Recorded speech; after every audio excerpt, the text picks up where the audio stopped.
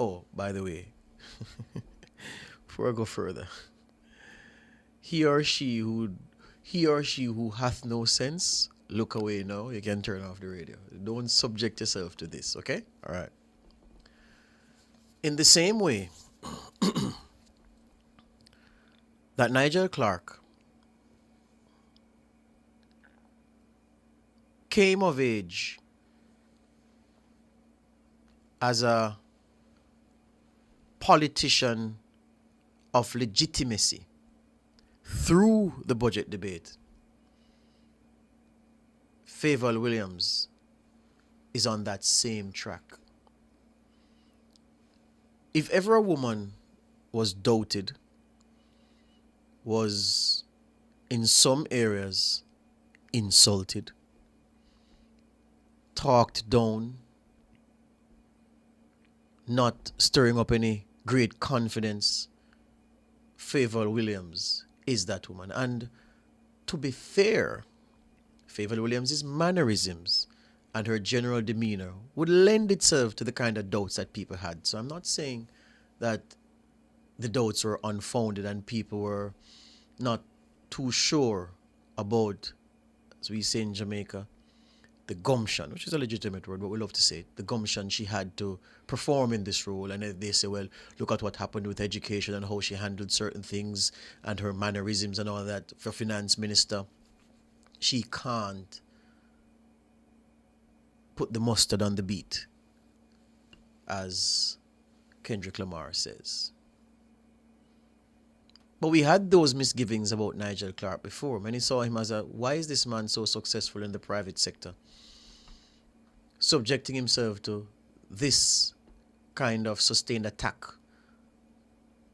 as a politician, and he's too decent to survive, to thrive in this cut and thrust of partisan politics that is the cloak that you wear when you're dealing with governance.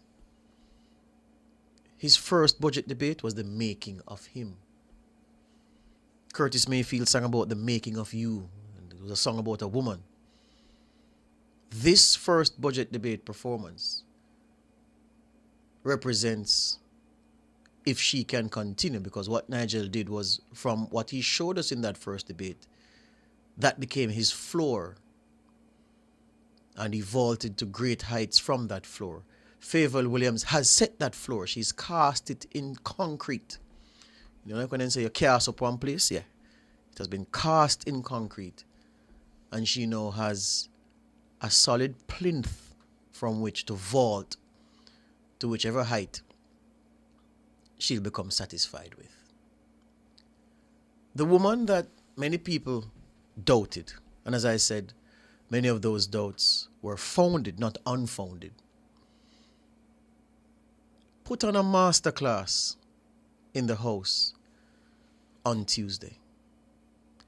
She not only, well, she must be very tired this morning, because the preceding days would have seen her prepare not just a speech around the government's expenditure plan, but then she found time to do the opposition's budget for them. So maybe there's a secret pact we don't know about involving Mark Golding, Julian Robinson, to say, you know what, we will come with the talk. I'll ask Fayval to do the numbers for us.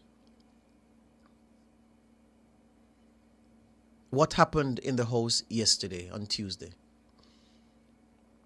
showed us what the standard for budget debates should be. Never again should we accept anyone, especially in an election year. And I've said it already. I can excuse certain things outside of an election year. So I don't want the numbers for everything. But my gosh, you have to, in the year when you're advertising your well-being, when you are in peacock mode, tail feathers spread from end to end, you strut, you parade, and you turn 360 constantly, asking those in your environment to look at you, look at your plume, look at my feathers, look at my raiments. because that's the moment we are in. And the PNP said, look at our raiments, look at our feathers. But their backside was naked. So Fayval Williams came to dress it up for them on Tuesday. Substantively speaking, what we saw and heard, I think, underscores the difference in philosophy between the two parties. I know sometimes people say there aren't any real differences between JLP and PNP. And there are certain things that happen that you compare and you contrast and you say, well, see, are the same thing. But that's fundamentally wrong. This budget debate has shown us that there is still the same ideologies that shaped both parties. That ideology is still strong today.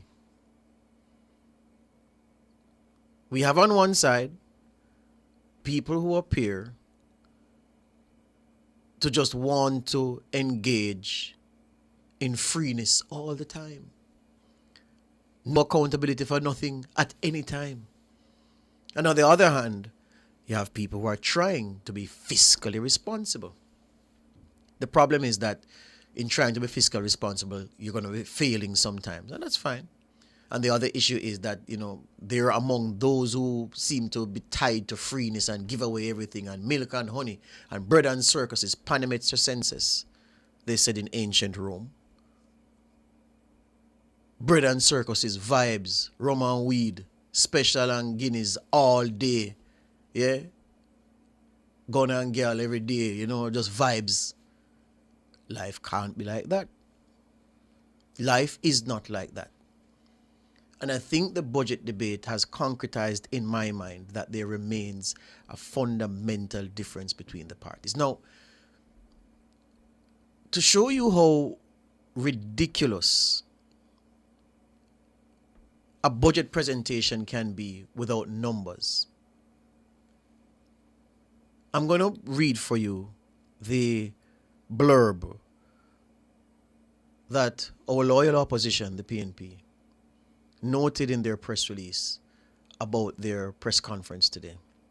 And it says, the press conference will directly rebut Minister Fayval Williams' misleading claims. The PNP will reaffirm and demonstrate that our policy commitments are well thought out, costed, and aligned with the urgent needs of the Jamaican people. Let me stop there.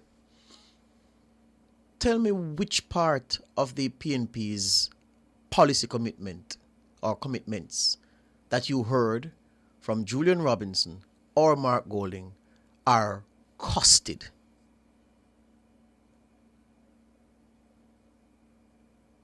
Oh, nobody now talk to me? Okay, cool.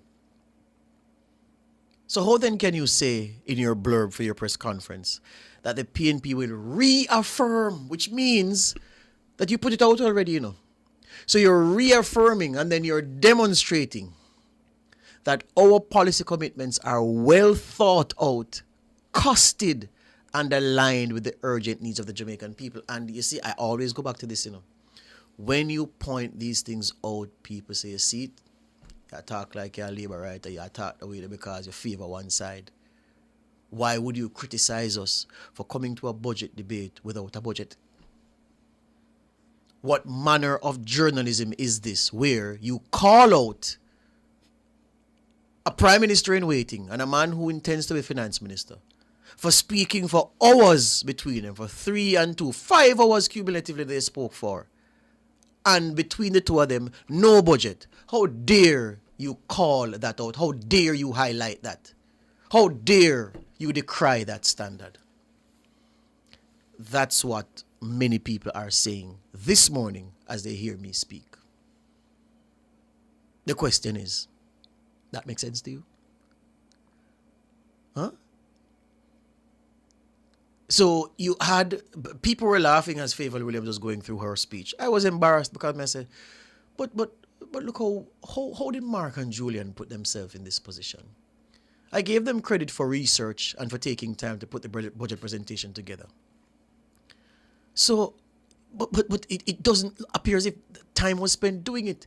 It was like a hurry up thing, like, and then, as Cliff and Ricardo said last evening, the kicker of a statement was that when Mark rose on a point of order to say that we didn't say that our budget presentation was about the next fiscal year. It's about the PNP's plans for the duration of our next time in government.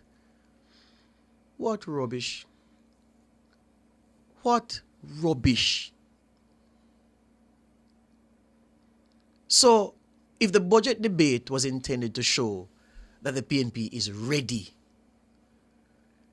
then there are more than question marks about their readiness. There is nothing to suggest that they have something ready to pop in the oven ready for the Jamaican people. And it is unacceptable, and I take no pleasure in saying this about the opposition party in my country, that after so long, they seem ill-prepared to play the roles that they have fought so long and so hard to put themselves in a position to play. So when are you ready? At what point will you share an articulated plan with us? At what time will you take us seriously? And no, I don't want to live in a country where one party dominates. I want robust opposition. I wanted to be sitting here this morning saying, blurt neat, say, Mark and Julian thing, and when you cast it and when you think, holiness, them have a problem, because this look good and this look feasible and this is credible and thing. I am not in a position to say that. So, we have a problem, Jamaica. We have a team that wants power badly, but don't want to put in the work to get the power. What can go so? That makes sense to you?